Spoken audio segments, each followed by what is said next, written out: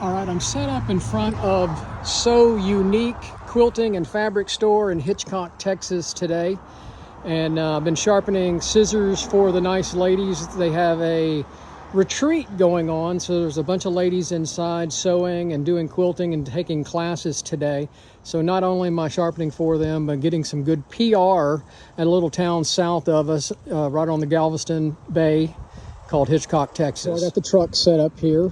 Got my little pop-up around us, just in case it rains. We have had some showers today. And so I'm just sharpening scissors today. So I got the twice as sharp set up. I got one of my fans. I got another fan inside of there. Got my buffing wheel. So I'm ready. I've already sharpened, I guess, about 10 pairs of scissors, and I'm just waiting for more.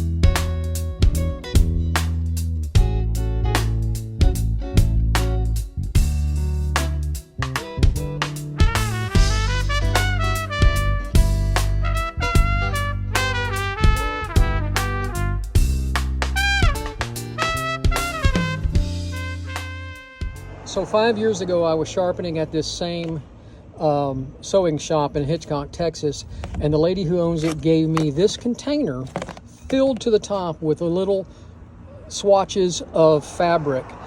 I told her I needed something to test the scissors when I sharpen, and she gave me this. It was full, it was packed. So in 5 years I've used this, and I just told her about that. She didn't remember, and then she just gave me all of this to use for test material. Some felt in there and lots of fabric.